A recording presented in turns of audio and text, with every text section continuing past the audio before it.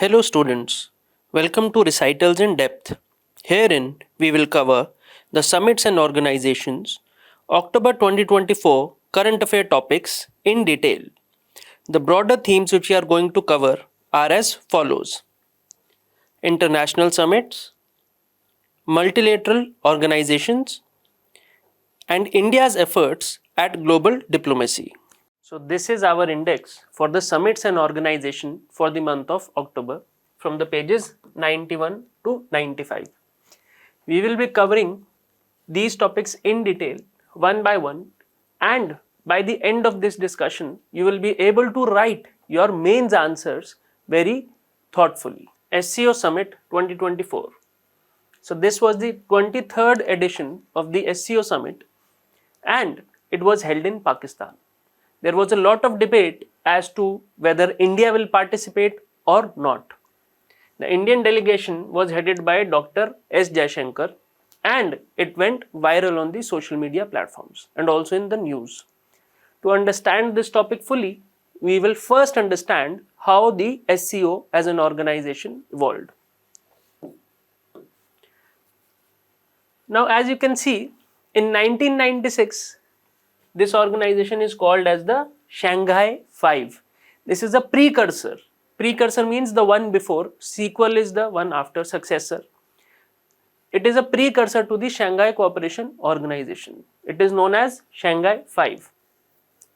Because there are 5 countries, Kazakhstan, Kyrgyzstan, China, Russia and Tajikistan.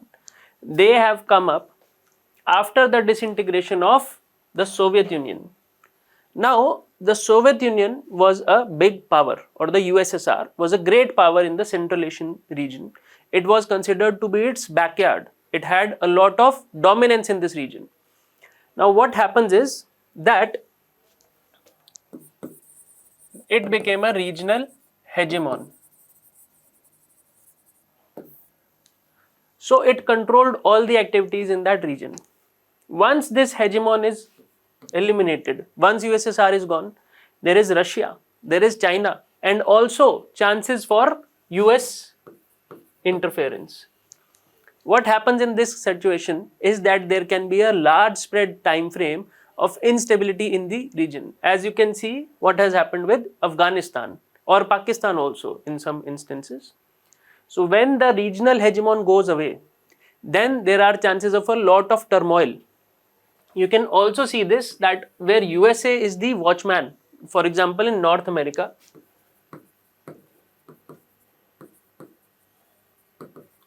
it provides with stability to the continent, Mexico, Canada and USA. They all are existing very peacefully and there is a lot of interaction between the 3 countries. So this is happening with the help of a regional superpower which has a lot of control. Though some amount of independence is lost in the process, but a lot of peace, stability and growth is seen. So in 1996 or post 1991, we see that the Soviet has been dissolved and these countries are independently operating. There are chances of MNCs coming in and spreading corruption. There are chances of other governments meddling in the elections or the government's policies. So all of these things were seen there. So these countries came together and formed the Shanghai Five. In 2001, you see that Uzbekistan has also joined. Then the name is changed to SCO. That is why in 2001 it is formed and 2024 is the 23rd year. Now, these principles, that is the regional security, reduction of border troops and terrorism in the Central Asian region after the Soviet Union is gone.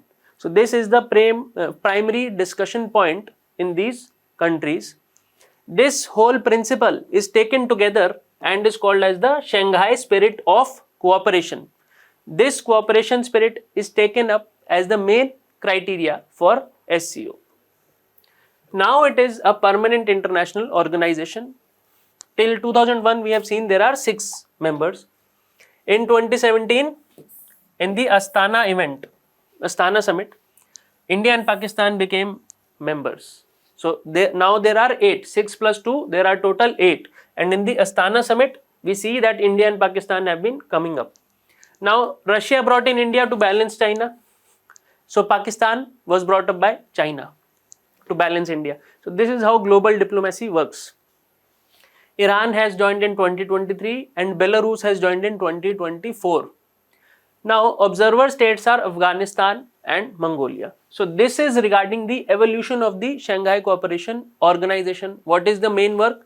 Main work is regional security, lessening of border troops so that there is less conflicts in the region, and reduction of terrorism. So, this is our main function. And these are the members. Observer state is Afghanistan and Mongolia. Now, we will see what has happened throughout this event. To know this, we will first see what is the organizational structure. See, the organization structure of SCO is divided into three structures as such. The first one is the Heads of State Council. Heads of State Council is the supreme decision making body and it will meet once a year. It will take decisions on certain things which have been discussed in this body. Council of Heads of Government. Here, this council is the second highest body and this will decide the agenda and approve the budget for the SCO. So, what will happen? The Council of Head of Government has met. They are saying that this will be the agenda, but the final decision will be made by Head of State Council. So, this is the most powerful or the supreme body in SCO because decision making, final yes or no, is given by Heads of State Council. Whereas the discussions on agenda, budgetary allocations, this is done by Councils of Head of Government. You can also see a parallel to the Indian polity. Head of State is seen as the supreme, though it is not in actual, but here it is there. There are also two standing bodies or two continuing bodies, committees, as you have in the parliament also. So, the secretariat of the SCO is in Beijing. This is the first standing body which is looking at the day-to-day functioning, and the executive committee of the RATS, Regional Anti-Terror Structure. So, this is your RATS which is head in the Tashkent. Now, Dr. Jaishankar gave a speech there. What are the main things which he has highlighted? The first is the lack of trust and cooperation. Basically, what he is trying to say is that if Pakistan and China continue to interfere in the internal affairs of the country, Pakistan basically is terrorism, and China, he has said about the China-Pakistan Economic Corridor, which is passing through Indian claimed territory of Kashmir. So, they are meddling in the territorial disputes of our country, which is an attack on the sovereignty. So, this is what you have to understand, that this is something unacceptable being done by China, and this is a greater evil than the terrorism which is put forward by Pakistan. So, you have to understand the gravity of the situation. Even though the media or the government will not openly say that China is a bigger enemy, but we have to understand through analysis, because we are studying for UPSC. Our analysis should be so much in depth that we should know that this is a greater harm, because when you pass something through our territory, it is a violation of our sovereignty, and nothing is bigger for a country than its sovereignty. So, this is a major sin which China is committing. Next, Dr. Jaishankar said that these three are the challenges which are there: terrorism, separatism and extremism, which need to be tackled at the global front. That is why India is continuously pushing for reforms in each of the regional setups which we see. Now, next is call for multilateralism and reform. Multilateralism means that more and more multilateral institutions should be there. One of which he has mentioned in this speech is United Nations Security Council. The United Nations Security Council should be reformed to show the present power dynamics in the world. It should not be showing the balance of power after the Second World War. So, these are the key takeaways from the speech. Another thing he is stressed upon is regional cooperation and connectivity.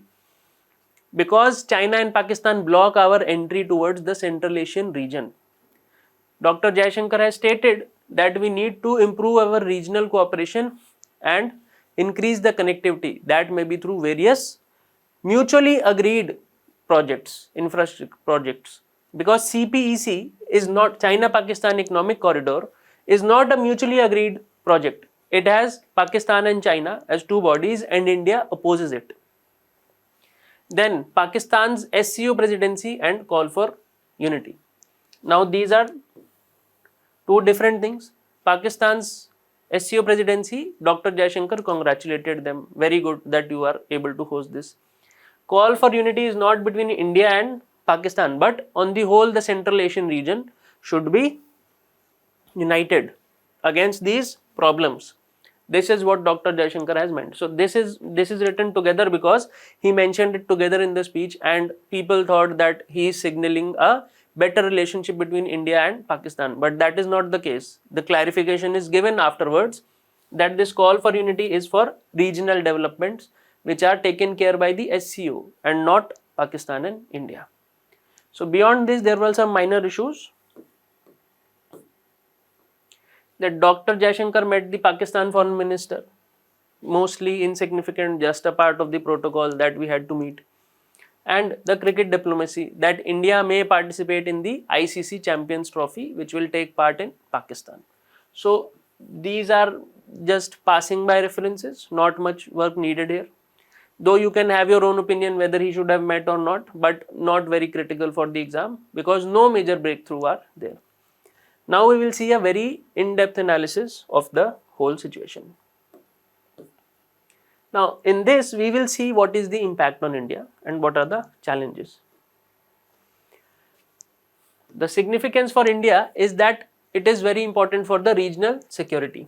If China, Russia, Pakistan and countries like Afghanistan are there, it is going to have an impact on India's regional security.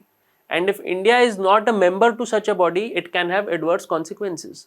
So for the regional security, because it is forming a part of India's extended neighborhood,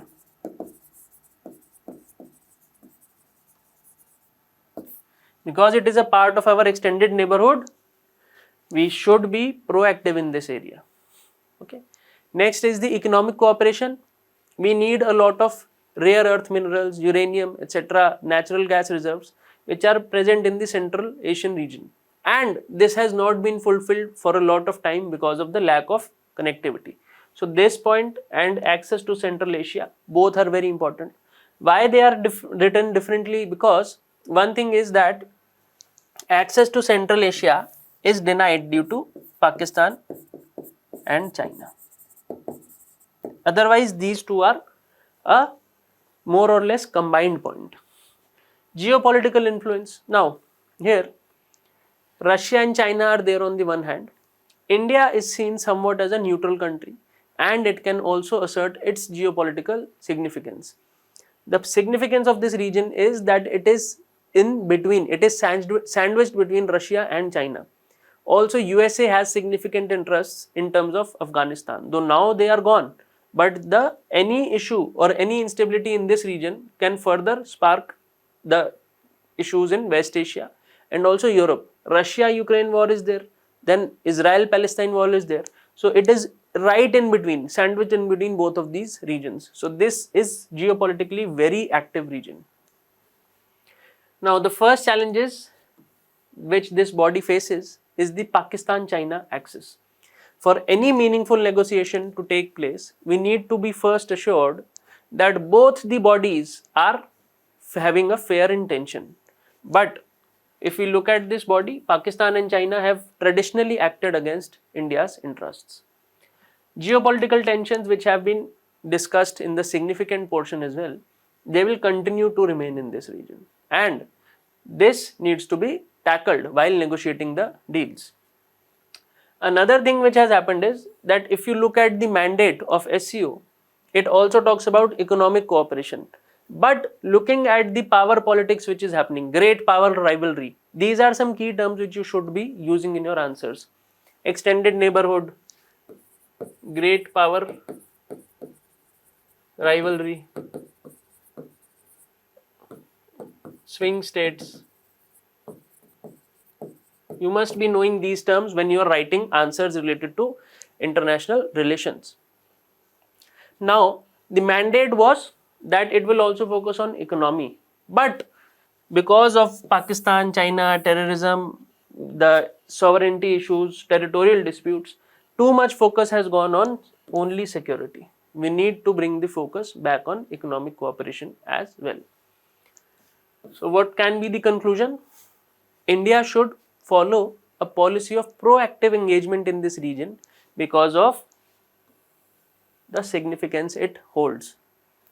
And it should continue to pursue genuine efforts which are in interest for these Central Asian countries and as well as India for regional connectivity.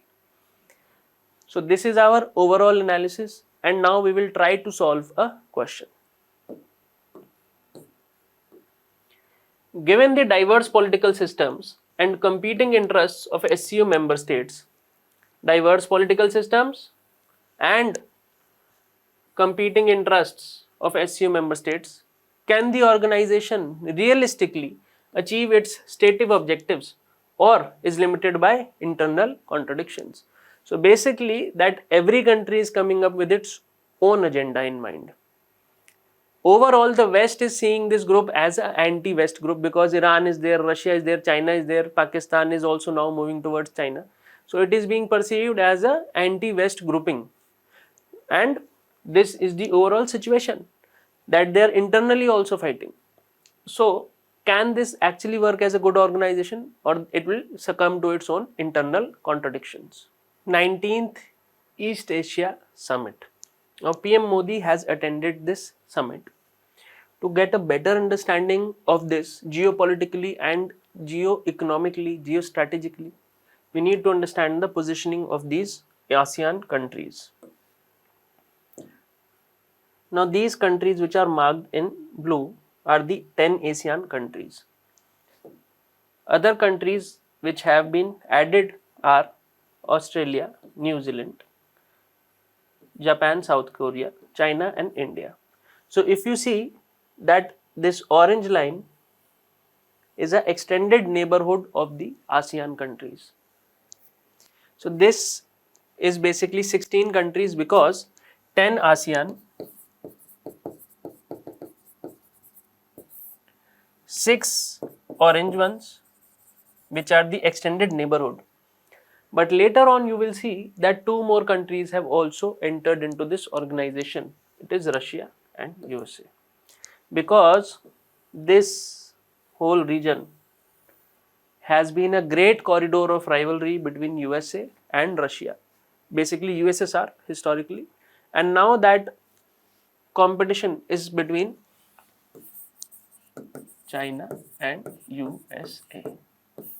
So basically this is a geopolitical theory that the one who controls this area between the Pacific Oceans will be controlling the globe. Now this has come to the forefront.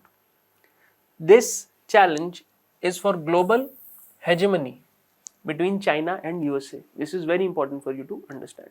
So when there were these 16 countries, it was thought that without Russia and USA coming on the board, no meaningful negotiation or no powerful, impactful suggestions can come out. So these 2 countries have joined in later. Now we will understand more about this summit.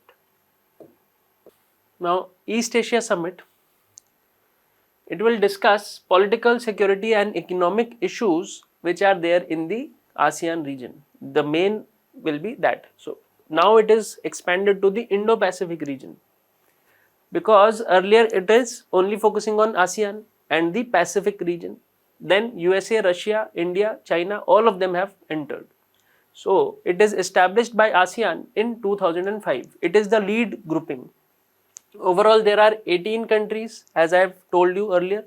There was a counting also done specifically, that represent 54% of the population of the world and 58% of the global GDP. So this is the importance. Almost half of the world's population and more than half of the world's GDP is concentrated in this area. So the impact this region will have, or any instability in this region will be there, that will be far reaching. Now the member states, originally there were 16, but 18 in 2011 when Russia and USA were also invited by the ASEAN. So these are the 10 ASEAN countries. Rest of the countries I have shown you on the map. But you simply cannot become a member. There are also certain conditions to become a member. You have to sign the ASEAN Treaty of Amity and Cooperation. Basically, it is a simple principles which suggest that you will be peaceful, you will follow the international cooperation and laws. Also, you will be following the ASEAN values. You will be tolerant of each other. There will be harmony, deliberations. So this is the main idea. One should be a formal dialogue partner with the ASEAN and substantive cooperative relations with ASEAN. These are the conditions. The key focus areas are 6, which are environment and energy, education, finance, global health issues and pandemic diseases, natural disaster management and ASEAN connectivity. ASEAN connectivity, though mentioned in the last, is one of the prime importance because these countries are hungry for investments. Alone, for example, Thailand may not be able to garner a lot of investment, but together as a grouping, they can show themselves as a larger marketplace, attract more investment, attract more FDI, more geopolitical significance will be there, like the EU does as a grouping. Okay, so similarly, they are also there. Now, about ASEAN, it has become more prominent at this time than the EU as well, because after the Brexit, when Britain has gone out, it is a more successful model. ASEAN has very silently become a major regional organization for us to note as to how cooperative working can take place. So this is very important for you. Here, the Prime Minister of India, Mr. Modi, gave speeches, and there are certain highlights through his speech which we can see. He has called for peace and stability in Eurasia and West Asia. Eurasia is Russia, Ukraine. West Asia is Israel-Palestine war, which is going on right now. In this, he has suggested that this is not a time for war. It is to be solved with dialogue, diplomacy and peace. Next, he has talked about over-expansionism. Over-expansionism means that this is not a medieval time. He has also said these things earlier to China, that this we have to come out of our medieval mentality. We need to stop taking away land which belongs to other people. This is with regard to China. Next is compliance with the UNCLOS, United Nations Convention for the Law of the Seas. Now, what does this do? The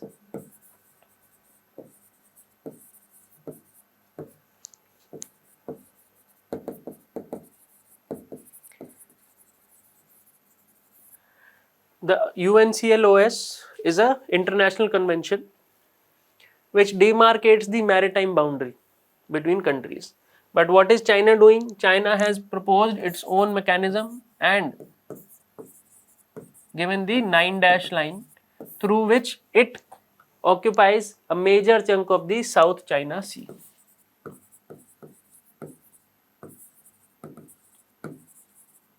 Through this aggressive policy, China has claimed a lot of land of the ASEAN countries. Lot of territorial disputes with the ASEAN countries are there. PM Modi also talked about addressing global conflicts and terrorism. We need to come together on the global stage. For example, pandemic, upcoming technologies, how the countries will cope with these, how populations need to be prepared, how the world can engage and solve these problems. Support for ASEAN and Myanmar engagement. So you must be knowing that there is a democratic issue in Myanmar.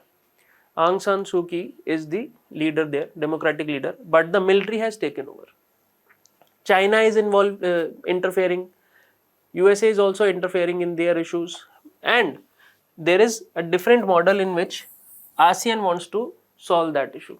India is siding with ASEAN that we believe it is your internal issue and we will be cooperating with you to solve this issue as per your requirement. So India is not imposing its own view. Humanitarian assistance.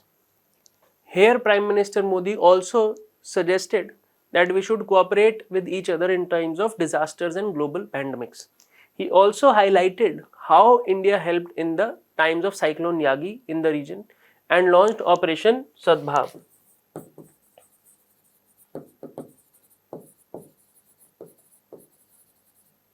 He also talked about the Quad, where India, USA, Japan and Australia are cooperating to maintain free and open Pacific region.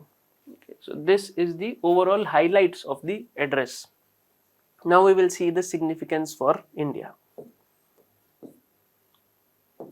Now this is our analysis in depth. This is the significance for India and this will help you in answering the mains related questions.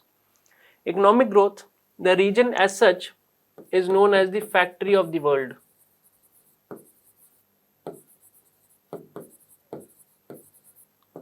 As we already know, 58% of the GDP is coming through this region. It is a diplomatic hotspot because if you see, it is the only body which is having so many superpowers. For example, Russia, China, India, USA, Japan, South Korea, all of these are come together in this region and they can actually conduct meaningful diplomatic exchanges. Geopolitical rivalries are a common to this region. For example, the great power rivalry here between USA and China and the strategic waterways which are there, which we also call as the sea lanes of communication. Malacca Strait is between which countries? You have to tell me in the comment section. So this is the significance. But what are the challenges that can not make work this organization? What are the challenges which can hinder the working? First is the territorial disputes, which I had told you, which is the 9-9. Most disputes are with China. 99% disputes will be with China in this region. Regional alliances.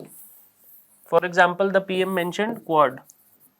But mentioning Quad in such an event itself undermines the importance.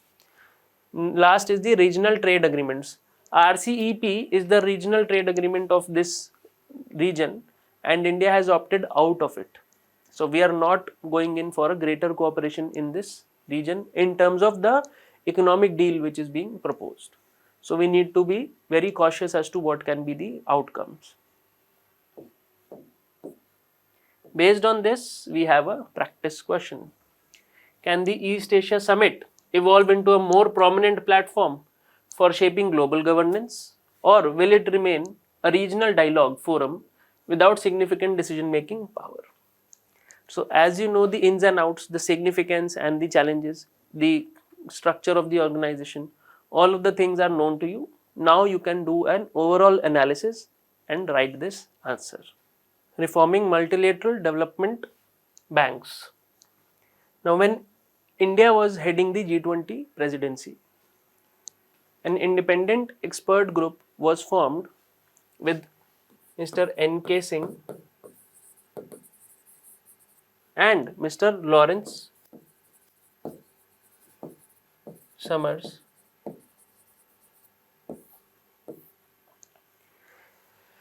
N.K. Singh is also the chairperson of the 15th Finance Commission and Lawrence Summers was the former US Treasury Secretary. So both of them have been the co-conveners to see what are the reforms which are needed in multilateral development banks. What are multilateral development banks? Basically it is multilateral means multinational,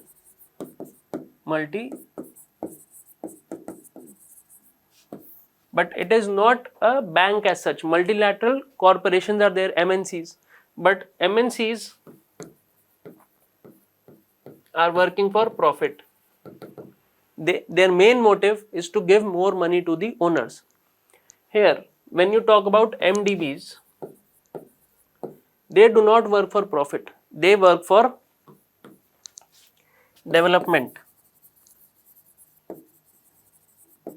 The main reason for forming these are that the low income countries or the developing countries can get cheaper finance for accelerating growth. We will see what are the major agendas, but few of them are World Bank Group, Asia Infrastructure Bank, Asian Development Bank. All of these are multilateral development banks. Now here there is a lot of issues with respect to their working, and the countries which are participating in them have called for reforms. So knowing this, we will step further into the discussion. Now Mr. N.K. Singh and Lawrence Summers have given out a report card, or basically making sure how they are working, analyzed how they are working and what more is needed. So they have stated that there is a new triple mandate which is there. What is the triple agenda, triple mandate? These things you will see interchangeably used, or if you see triple goal, whatever comes in the news, if triple something is used there, this will be the main thing. Eliminating extreme poverty, promoting inclusive growth and financing global public goods. Global public goods means that the air is clean or climate change is averted. So all of these things are global public goods. Now this is the triple agenda for the multilateral development banks, may it be the World Bank or ADB, any other bank.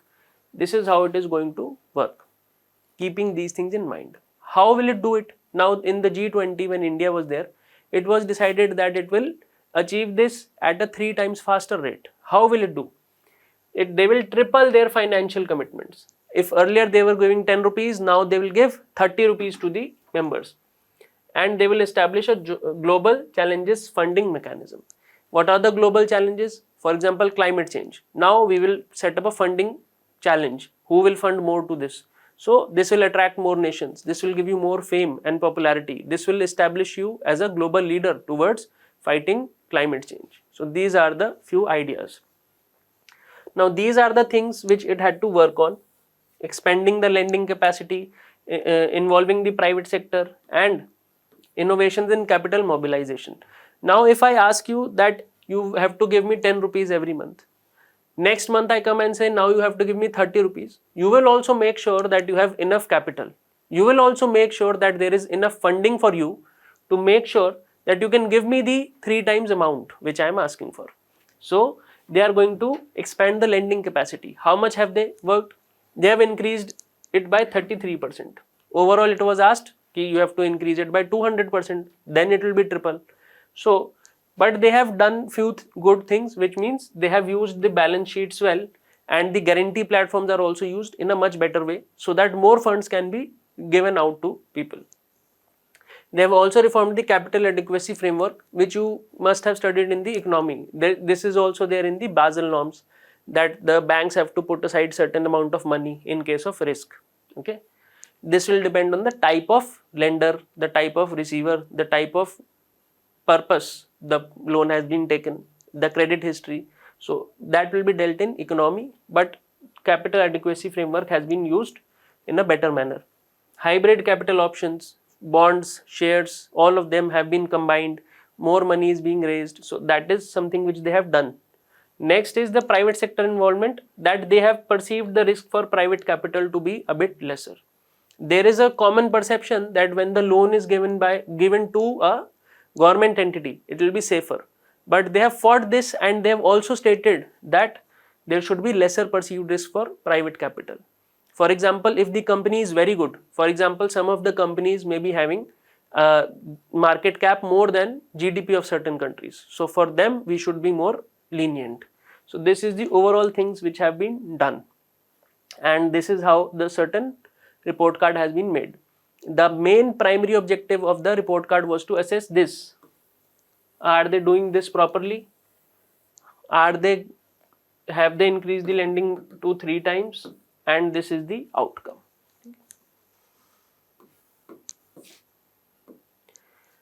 Now, why is it that we need these reforms? This is our analysis in depth. Why is it that we need this reform? Why was this whole idea conceptualized?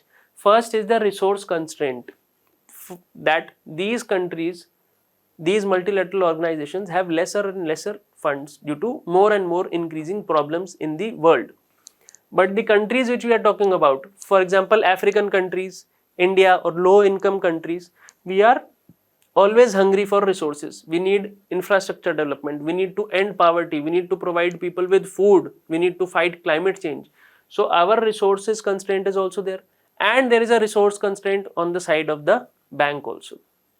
For example, you are in your home and you ask your parents for money. And you ask your mother for some money. If you are having less money and your mother is also having less money, this is basically a resource constraint. So you will go to somebody, you will either get a job or mom will arrange funds from somewhere so that you get the money. So this is how resource constraint is explained. The person you are asking money from is in themselves having less money. So maybe we will have to go to some other person. We can go to our father, we can go to our bank or some other relative. This is on an individual level. But on the multilateral level, you need to find new ways to generate that income, because the biggest source of this funding was international institutions, multilateral banks only. Emerging global challenges, for example, climate change, pandemics, AI, robotics. Now, why is this a challenge? Climate change and pandemics, you know that it will require money. What will happen in case of AI or robotics? For example, India, in India, or you can say an individual also. Now, this individual has set up a factory related to, you can say, any obsolete technology. For example, for making CDs, compact disc. And he has taken a loan of rupees 1000 crores. So what will happen in this situation? By the time this factory is made and everything is done, a new technology called as artificial intelligence has come into the picture, and people are not using that compact disc anymore. Or you can also say cloud computing has come up.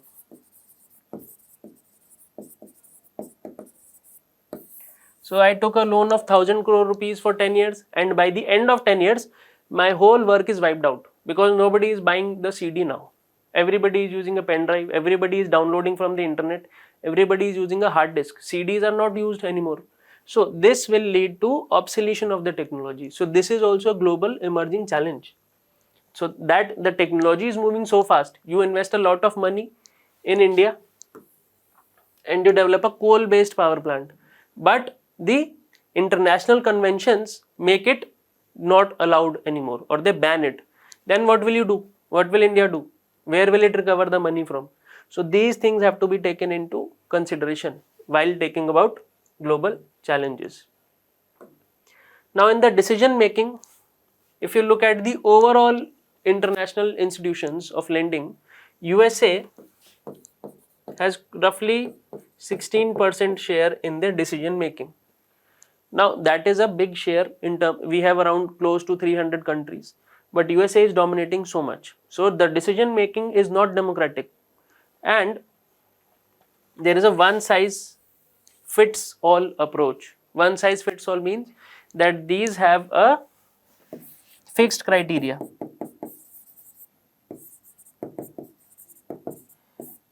To help you out. For example, I am in need of money and I go to the World Bank. The World Bank will be having fixed criteria which will be based on USA's values, USA's culture, and I will have to agree to it. I will have to open up my economy like India did in 1991. If I am going to this World Bank, major say will be with USA and it will be dictating the policy behind the curtains. So this one size fits all approach is not good.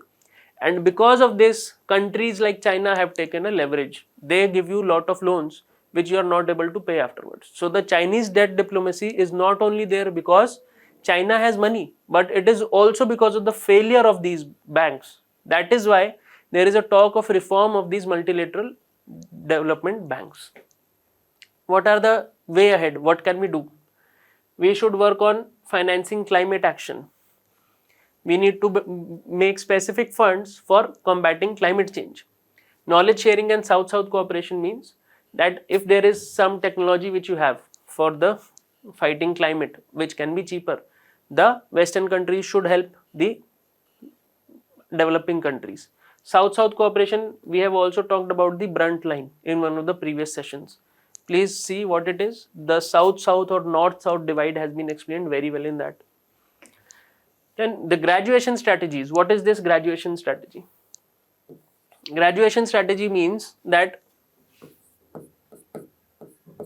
I have gone to the bank. Now bank is seeing that I am a below poverty line person. So it is giving me 10,000 rupees loan. And the rate of interest is 4% because I am getting some scheme from the government where I am getting interest subvention, etc. And the loan amount is at a very small interest. But after some time making use of this 10,000 rupees, I have been able to earn rupees 1 crore. Because of my hard work and talent, I have created businesses through which I have got 1 crore. Now I cannot go to the bank and ask for a loan at 4%. I need to be treated as a person who is not from the below poverty line, because it is not possible that you have 1 crore rupees also and you are from an economically weaker section as well. I will be taking the benefits of others away. So graduation strategy means that once a country is coming up from the low income category to middle income categories, how will we shift from those rates to market rates, concessional rates to market rates? So basically it is a shift from concessional rates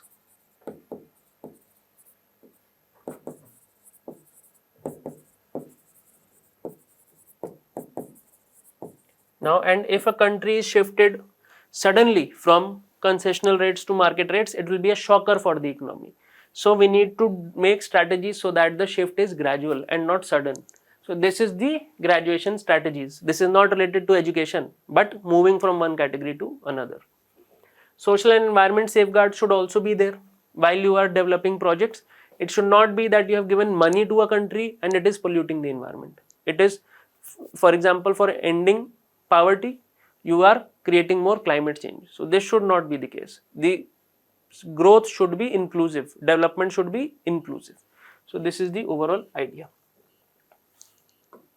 The overall conclusion for this can be that there is a pressing need for us to reform our global institutions and the multilateral development banks. These banks are playing a huge role on how the challenges are fought at the grassroots level. So these should be strengthened. More voice should be made of countries like Africa and India, because we are the ones who are driving this development. We are the ones who are making use of this money.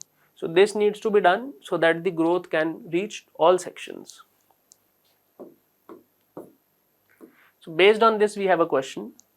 Critics argue that MDBs are bureaucratic, slow moving, and focused on outdated metrics of development. What structural and operational changes are needed to make MDBs more agile and effective? Now the benefit of this news which we have discussed is you can simply name this expert group comprising of N.K. Singh and Lawrence Summers, so that it will give you an added edge in your mains answer writing. The aspects of this question have been discussed in the issue we have read. Attack on US peacekeepers in Lebanon. Now this is a UN peacekeeping station and it was attacked by the Israeli tank. Israel Defense Forces have attacked this. A missile was launched and 2 peacekeepers have been injured. What is the relevance or story behind this is that USA and Israel have been suggesting that the UN peacekeeping missions should go out from that area. Their stations should be removed from this area because the line which they are working, they are not doing it properly. They are made there to prevent any major outbreak in that area, to prevent any missile attacks from that area. But Israel has been facing a lot of rocket attacks, missile attacks from this region, which are in very much close proximity to these stations made by them. So Israel and USA have criticized their working of the UN peacekeeping forces, and this led to so much escalation that an international organization was attacked by Israel. So this is a very serious escalation in terms of a war. Nobody is earlier seen to have attacked the UN peacekeeping forces through this much straightforwardness. Though you can attack it with the help of a terrorist group or other things, but this has been done straightforwardly, and they have suggested that this is due to the bad work done by these. How is it possible that they are attacking through rockets and missiles?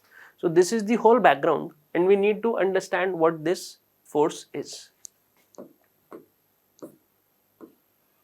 The full form is United Nations Interim Force in Lebanon.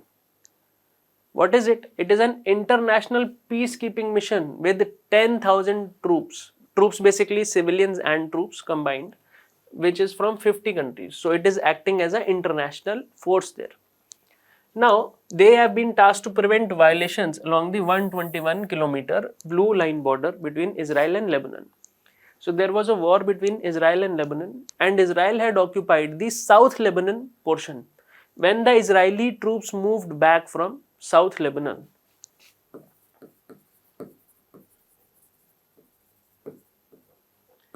So this led to the taking up of this area by UNIFIL. So these forces were stationed there so that there is no more attacks from either side to each other. So they have been made to sit there, and this is known as a blue line because the uniform, as you can see, is blue in color. This is the blue line, and this was done in 2006. So it is the forces are there in 1978. The forces are there since 78, but this mandate was expanded after 2006 when Israel was coming back from that area. Now, what is the function? The function is that this area should be free of any hostile activities, but they cannot attack. The UN force cannot attack. It can only attack when there is a self-defense involved of the person, the life of that person is in imminent danger, or the mandate is under threat. The limitation is that they can use it only for their safety. Force can be used only for their safety, safety of civilians, or they have to report the violations simply to the United Nations Security Council. They have not been given much power, and in this situation, Israel has attacked them. To get a broader view of these peacekeeping operations, we will first understand this in totality. Now, as you can see, this is our analysis in depth. What is the UN peacekeeping? What are the principles? And what has India contributed thus far in the peacekeeping operations?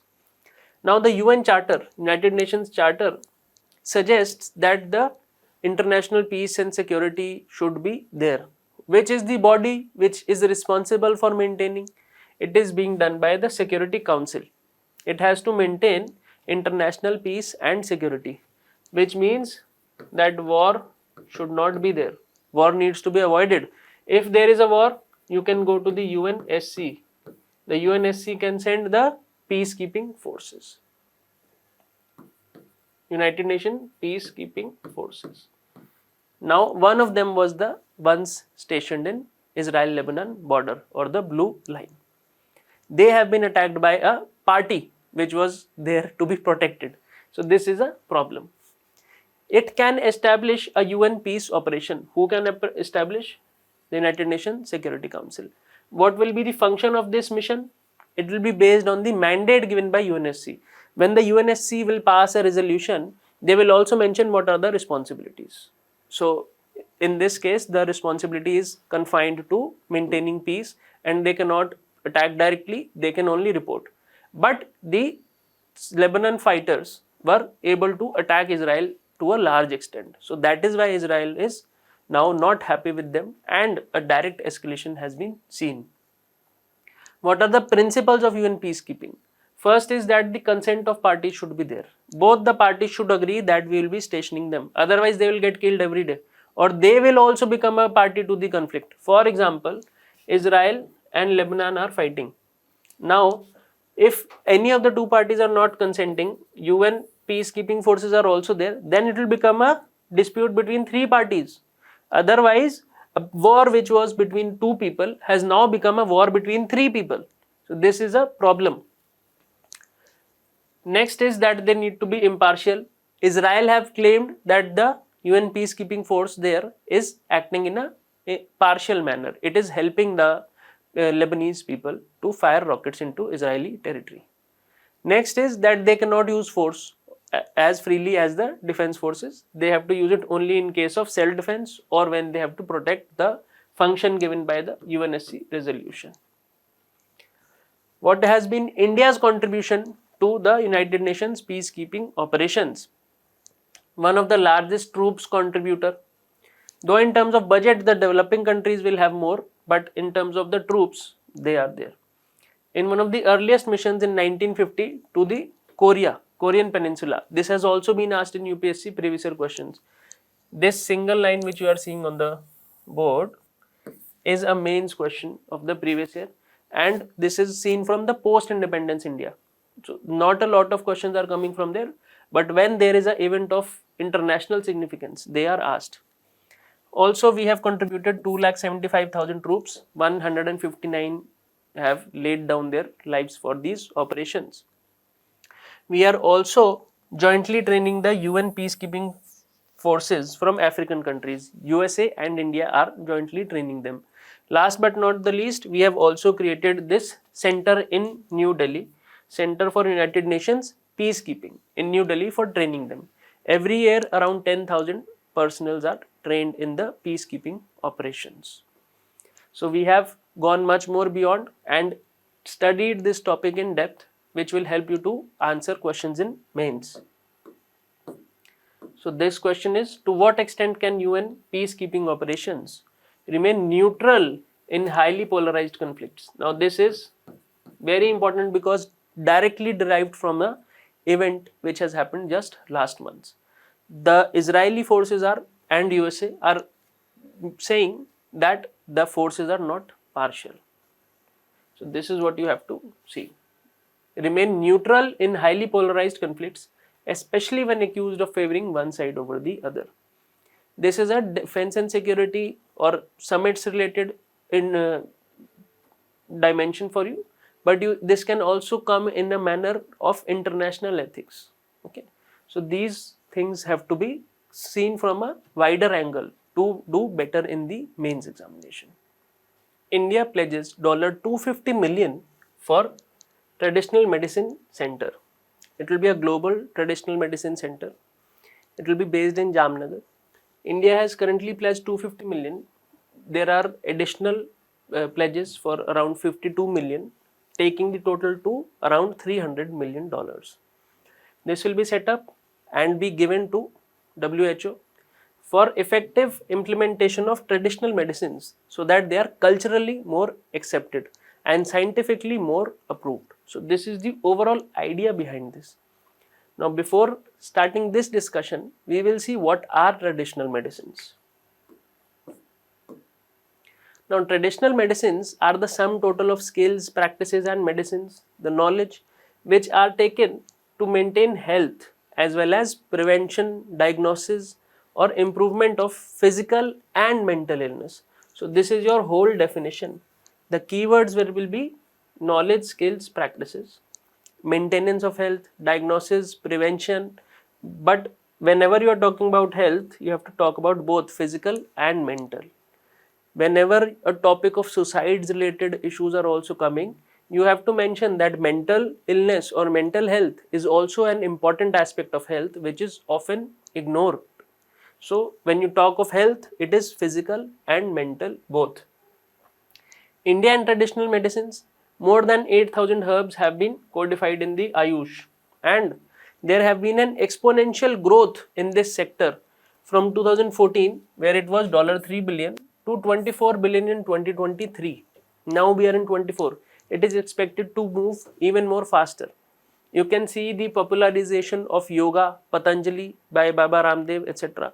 and the lot of availability of Ayush medicines. More and more centers have come up.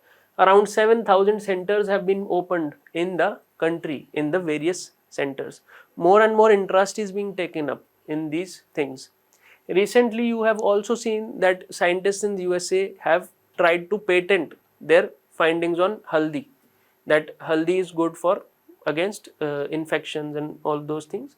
which was traditionally given in our homes. Tulsi also. All of these research have been started conducting in USA also. So this is your overall analysis for what are traditional medicines and what is the role India has been playing. You can also mention the National Ayush Mission, the ministry which was created by these, and the global outreach which has been promoted by the Honorable Prime Minister. So these are certain things, and now we will see what is the global center. Now, WHO Global Traditional Medicine Center, it will be located in Jamnagar, which is knowledge center for traditional medicine. It will be the first global outpost for traditional medicine, and it will be established under Ministry of Ayush. Though WHO will also be there, but Ministry of Ayush will be the coordinating agency. It will be harnessing the potential of traditional medicine and be using science and technology so that these are accepted all over the world, which I was telling you in the introduction itself, that we will be using modern science and technology so that there is a evidence based analysis, that there is, for example, for the western medicines or allopathy, we have clinical trials. They will try to develop how these medicines are being assured. Functions, they have to build solid evidence based for policies and standards. They will help the countries to integrate it in their knowledge systems, in their curriculum, medical curriculum, in the hospitals, and regulate the quality and safety.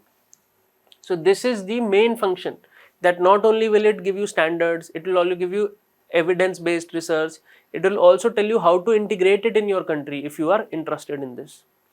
Next is the focus areas will be that there is evidence and learning, data and analytics are also used. So modern technologies coming in with traditional, sustainability, equity, innovation and technology. At the same time, proper care will be taken that cultural values of the people are not hurt. For example, during a famine in India, post independence, USA sent aid to the country to fight the drought. There was a famine, and in the food parcels which they were throwing from the aeroplanes, there was beef found in those packages. So the traditional Indian families preferred that they would die rather than eating beef in the package. So this is what the overall situation is, that you cannot simply impose a tradition, but you also need to respect the local heritage, resources and rights. Okay, so this is the guiding principle which needs to be followed while promoting this. So not only the scientific, traditional, cultural and your rights are also taken care for it. As a leader in Ayurveda and other systems, how has India contributed to global traditional medicine discourse? How can initiatives like Ayush be leveraged internationally? So this is how you can use the information given in the mandate of the Global Traditional Medicine Research Center to write your own answer. It is not necessary that you should be knowing the answer for everything, but it is important to learn how to use the information which is coming from a neutral source. We do not know whether this will come in the exam or not, but the information which is there in this table can be used to answer this. How will we utilize it? By solid evidence based learning, data analysis, sustainability, equity, respecting other people's culture, making the potential of traditional medicine across the world, using modern science and technology. So these keywords you can use to answer such a question. So it is not always necessary that all the things should be there spoon fed to you before the examination. You should also learn how to use the information you have learned in a different answer. 149th Inter-Parliamentary Union Assembly. Now the delegation was headed by the Honorable Speaker of the Lok Sabha, Mr. Om Birla, and this is the information about the IPU. Now what is it? It is an international organization which will promote democracy and world peace. It was established in Paris in 1889. Later on, the headquarters was shifted to Geneva. This is something important for you. Now it will promote a dialogue between all the nations. It will call all the parliamentarians and discuss the issues which are there at a global stage. So this is a deliberative body. Deliberative means discussions, debates will be there rather than any pressing opinion or any diplomatic struggles are used or war is used. Rather than this, global problems will be solved with the help of a dialogue, peacefully, with debates, with arguments, and not where there is more fight. So it is always better to have the best argument than to have the loudest argument. So this is the principle which the IPU will talk about. What is the structure? This is the assembly. Parliamentarians from all the world will come and will meet here. For example, we have the Lok Sabha. Assembly is basically the house of the parliament. So this is the assembly. It is the statutory body that expresses the views of the IPU. Okay. They study international problems and make recommendations. So this is similar to the House of Parliament. Governing Council, policy making body, and is composed of 3 representatives from all the countries. Okay. Next is the executive committee. Then this executive committee will be seeing the administration, and this will advise the governing council. The governing council will be taking the policy making decisions, but advice will be tendered by the executive body. There are 17 member bodies and they are elected for a 4-year term. Standing committees, which you have in the parliament as well. So similarly, there are standing committees. There are 3 standing committees to assist the assembly in its work. Okay, the reports will be made by them. Additional information will be provided by them. So these things will come in handy. What are the functions of the IPU? It will help the parliamentarians to become more balanced in terms of age, gender. All of these things will be taken care of. Stronger, younger, and gender balanced. More diverse will be the orientation of the house. So this is the function. Another major function of the IPU or the Inter-Parliamentary Union is that it will help to protect the human rights of all the parliamentarians across the world. For example, that there was an incident related to the late Chief Minister of Tamil Nadu, Jayalalitha ji. If you will see that her human rights were violated in the Tamil Nadu Assembly. So similarly, if something happens in a parliament, you can report these issues to the IPU. This will put international pressure on the country and also brings in a bit of international disrepute, but they will work to bring your human rights if you are a parliamentarian. So this is your overall analysis for this. What role can the IPU play in fostering parliamentary cooperation on global challenges such as pandemics, climate change, and geopolitical conflicts? So this is a relatively simpler question because these are global challenges which you keep on studying in international relations, summits, etc., cooperation. You have to simply say what is the role IPU can play. Is it a better alternative than war? How is it a better alternative than war? And what are the values it is underlying? Okay. 8th edition of the Indian Mobile Congress. So it was also done with the help of International Telecommunication Union.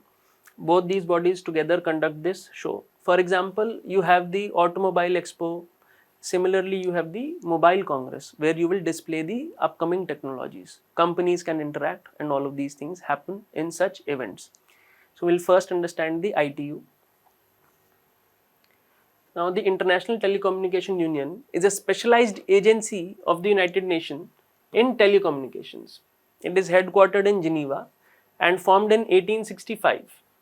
India is a member since 1869 and the main functions which this body performs is that the allocation of radio spectrums. So, on which radio frequency which company will work? Radio FM will come where? Radio Mirchi will come where? Or big 92.7. So all of these things, this is called the allocation of spectrum, on which frequency, which channel will be there. So this is to explain you. And second is the allocation of orbits of satellites.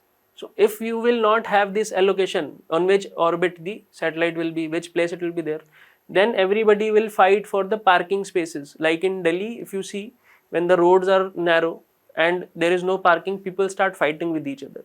So this is basically, this body is working like a parking attendant, which will tell you where to take your technology, where to place it, so that there is a lesser conflict between the countries. Develops technical standards for interconnection so that all the countries have similar standards in terms of connectivity, Wi-Fi, internet, devices, charging ports. All of these things are taken care. Standardization is taken care by them. Then it strives to provide information, communication and technology to the underserved areas. For places where internet has not really reached, remote areas, this will help the country and organizations to develop such issues. Then it also brings out various reports to see whether the following 4 things are happening or not. Any good case studies are there. For example, Geo revolutionized the data in India. So what can others learn from it? So all of these things are being done by the ITU.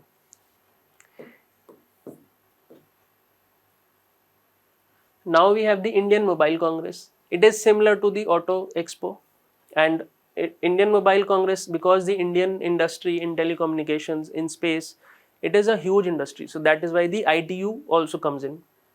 Now this is the 8th edition. Department of Telecommunication and Cellular Operations Association of India. These two are jointly hosting this. The theme is the future is now. So it is focusing on Internet of Things. So though it is not written directly, but it is saying focusing on integrating advanced technologies into daily life. If you understand this, it is called as Internet of Things. Internet of Things actually works on 6G. So artificial intelligence, semiconductors, satellites, quantum technology, all of these things are being taken care. What is the significance of this? Significance is that you get a platform to showcase the technological advancement. How much work has been done in technologies which are mentioned above? Which companies are doing groundbreaking research? Which countries have brought in the new technologies, cutting edge technologies? This also helps you to make partnership with different countries, partnership with different companies. Once they are on display, you can reach out to them. So it is a brilliant motivation or a fest of sorts where your work is appreciated and you can also find new partners. What is the economic impact? If you see good development being happening in a country, it is a great market, more and more investment can come in. All of these things can boost the economy and the sector as a whole. Global collaboration is also possible because more than 120 countries come in with best practices and best of ideas. Also, there is a startup support program which is called the Aspire program. If there is a new technology which is very good, startups are also funded with the help of this Aspire program. So this is the overall analysis for the Mobile Congress and the ITU. With this, we end today's discussion.